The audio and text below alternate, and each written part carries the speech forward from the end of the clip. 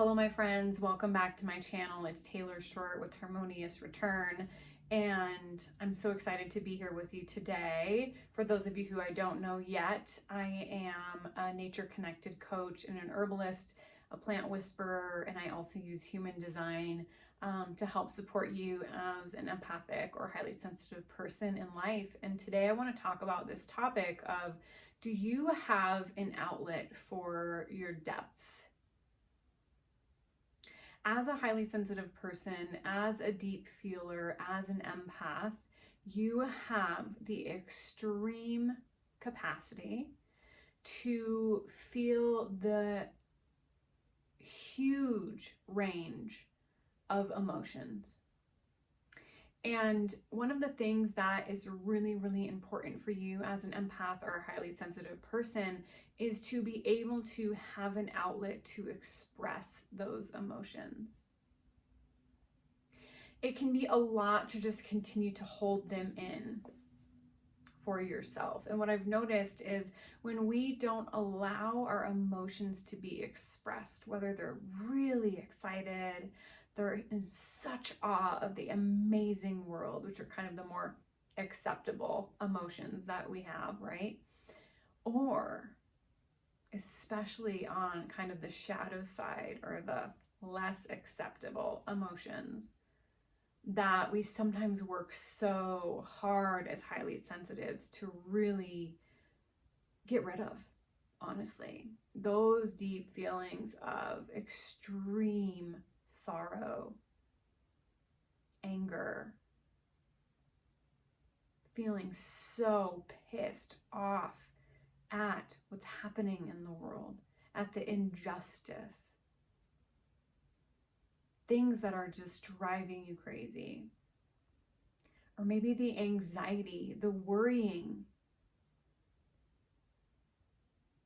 the kind of knowing that you can kind of foreshadow what will happen if certain patterns continue. And that just brings you such anxiety and crippling, kind of paralyzing feelings and emotions. So when you are experiencing, and just as a highly sensitive person, as an empath, what is your outlet? Because what I've seen and what I've found in myself and my clients is that we don't need to be saved. You do not need to be saved as a highly sensitive person, as an empath. You are perfect. Absolutely perfect. And just because we live in a world that isn't really equipped to understand the depths of our emotions doesn't mean there's anything wrong with you. But what I have seen also is that we need, as highly sensitive people, as empathic people, we need outlets to be able to speak to our experience, our emotional experience,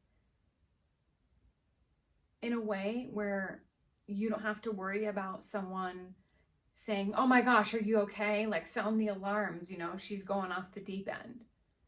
To be able to not have to worry about being coddled or gaslit or whatever it is. What if you had a space where you just freely expressed all of you? How beautiful would that be? Beautiful, yes. It's also extremely necessary for your well-being. I have noticed specifically with myself and with my clients is we need to express that. Because what happens is we bottle it up. We bottle those emotions up and we wrestle with those emotions and we just try to contain ourselves. And that is not who we are meant to be as highly sensitive people. We are meant to bring this depth to the world and to show a new way. So when we are bottling it up, it is only turning against ourselves and eating us up and leading to our illness.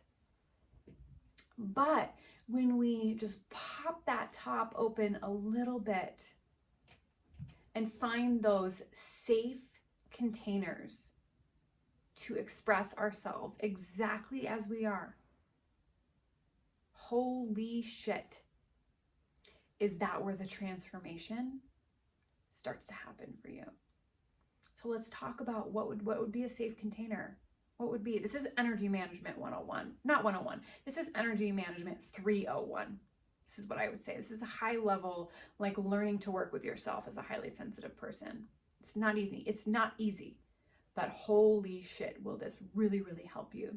So what are those safe containers? That is not for me to tell you what. That is for you to explore, because you know, and you'll find it if you don't. There are many different ways, and I'll give you examples that have worked for me and some of my clients, but don't say that's going to work for you, because only you will know when you have that experience of expressing your emotions and feeling that just held. Do you see what I'm saying? I hope this is making sense. You're expressing those massive highs, lows, in-betweens, all of those emotions that you're able to hold so beautifully, and just have it held. Not have it pushed away, not have it coddled and solved, just have it held. And then over time, it dissipates.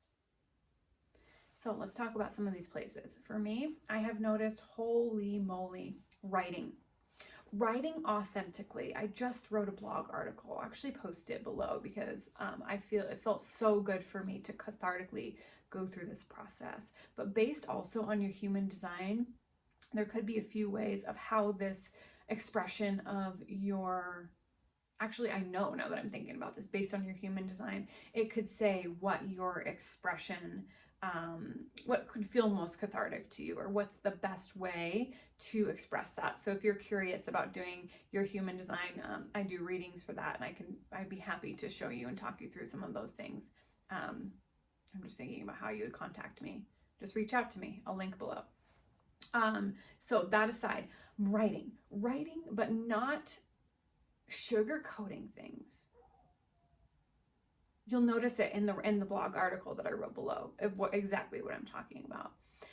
So being able to express exactly how you're feeling, and that has been very cathartic for me. Talking about my experiences on video actually is very cathartic for me, but in my human design is sharing my felt experience. So that makes a lot of sense for me, not necessarily for you. It could, but it's not necessarily. Like, if you don't want to share publicly, then there's nothing wrong with you. There's a different space for you. Also, just investing in people who hold space. Coaches, therapists. That is such a great place to be held and seen. Also notice if you have the right fit for that person who you're working with, either a therapist or a coach. Do they try to fix you? Do they try to get you out of that feeling right away, or do they hold that space for you to be? Just notice, like, are you feeling like you're being seen, being recognized, you have that space to be all of you? Or do you feel like you're too much with those people and they want to like box you in and kind of control your range of emotions for their own comfort is usually what's happening. What about friends? What about family members? Are there people? This is one that I think is interesting to be mindful of. And this is why, like, yes, I am a coach and I work with empaths, but I think it really is something that we should be mindful about as having these deep feelings, because it can be a lot for people. Let's just be honest. Like, it's a lot to put on someone all the time. Not saying that you're a burden, not saying that I'm a burden, but I've just seen it in some of those people, and I've been the receiver. It can be a lot. So this is why investing in a coach or a therapist in that sense can be so beneficial, because you're paying them to do it, right? But in times of the in-between is having, who's that person? And if you haven't found that person yet, maybe you intentionally seek out that person to share experiences with. Family member, parent, friend, coworker. Who's that person who feels safe for you? For a lot of other people, it could be expression through art. Like, I know writing is art, but different types of art experiences. Maybe it's dancing. Ecstatic dance could be amazing. That is where you like go with the music and you just express your emotions, your highs and your lows through the music. Painting, drawing, collaging. I'm trying to think. Let me know what other ways you feel that release, that heldness of your emotions.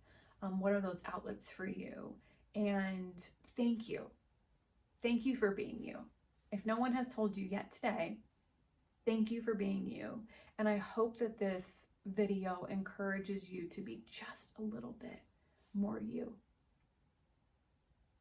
You know what I mean? Anyhow, talk to you later.